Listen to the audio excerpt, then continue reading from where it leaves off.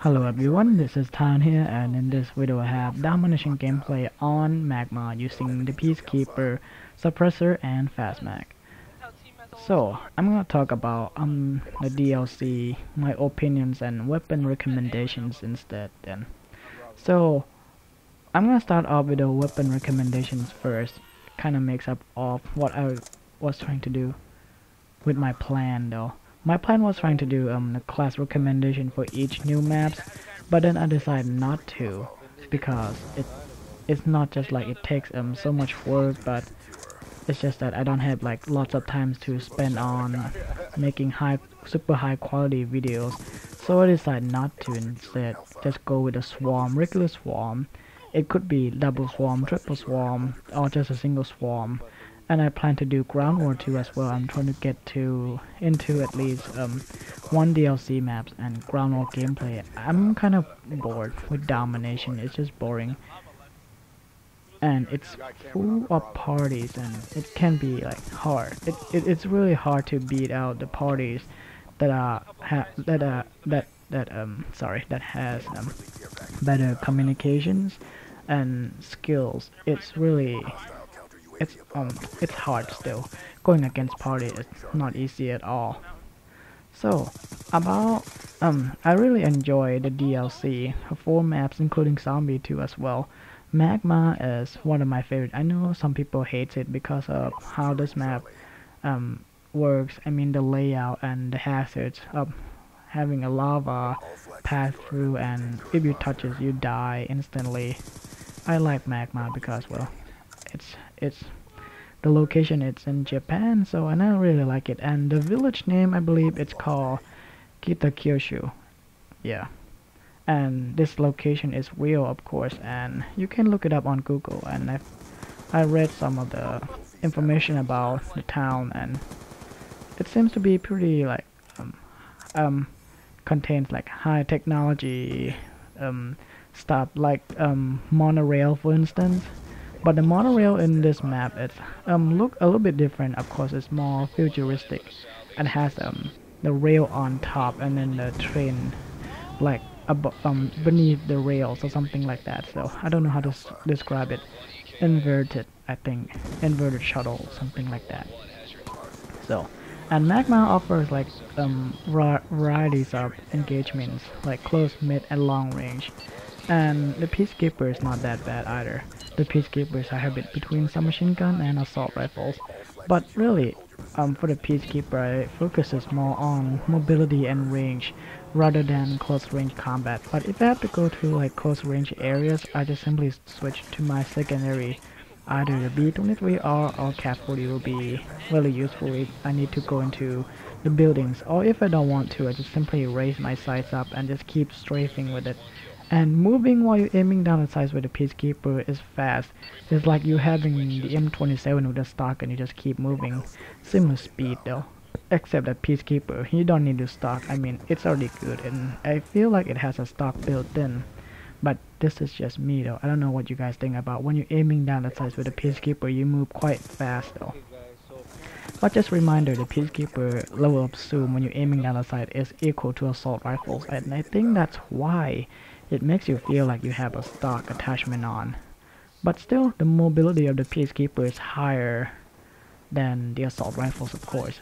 Like the aim time, movement speed, and even the reload time is swift too at 1.9 seconds, equal to the M27. Well, the M27, well, I mean the Peacekeeper is a clone of the M27, except that it's a submachine gun. I mean the Peacekeeper. Alright, now let's move on to Vertical. Vertical is, I thought it's going to be like big map like High Rise in MW2, but then it's actually a small map. And for the weapons, I would suggest any SMGs would work on Vertical. Assault rifles may work, but there will be times where you need to go inside the building and the SMGs will cover that distances, I mean, pretty well.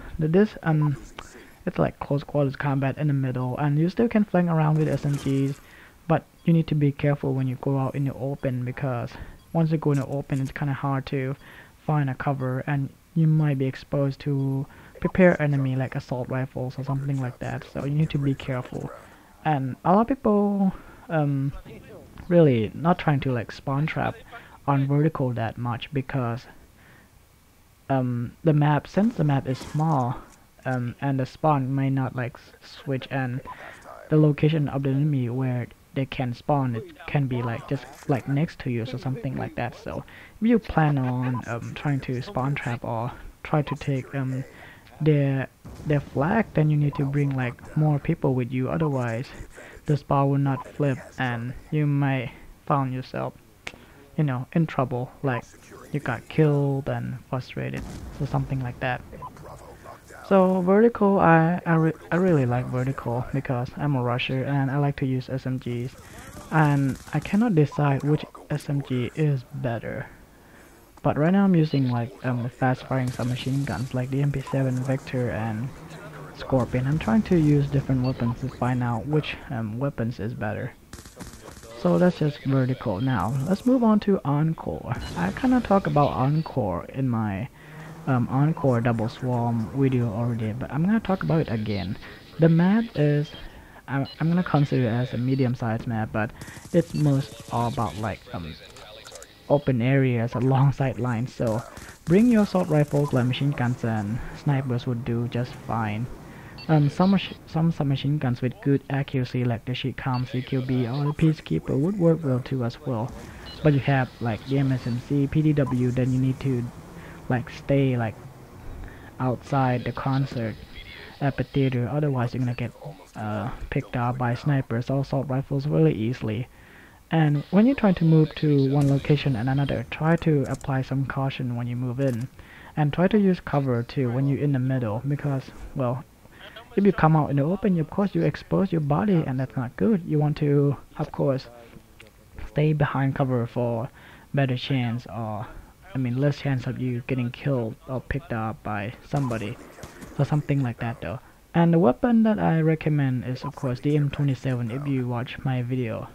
And the M27 works well because it has low recoil and good damage output. And low recoil is useful for taking out any enemies at some distances away, even with enemies like hate glitching you or something like that. So alright, this gameplay is about to end, so I'm gonna talk about the studio real quick here. Studio is a firing range, of course, remake I should say, and I really like it. I mean they really put a lot of work on studio. They just like reimagine in like 2025 Hollywood setting, crazy stuff going on. Western theme, Jurassic, sci-fi, pirates, Godzilla, like the small buildings, cities, whatever, something like that, toys, yeah. And I kind of say that Type 25 is effective on studio, but I decided to change it a lot, and I use different weapons, and I still cannot decide which weapon is like most effective on studio. But Type 25 is not bad in theory, but in practice some of you may dislike it though, because well, it has low damage and moderate recoil, could be like troublesome when you try to take out enemies at some distances away. So that's it for now. I just ran out of this gameplay. I hope you guys enjoy, and I'll see you guys later. Goodbye.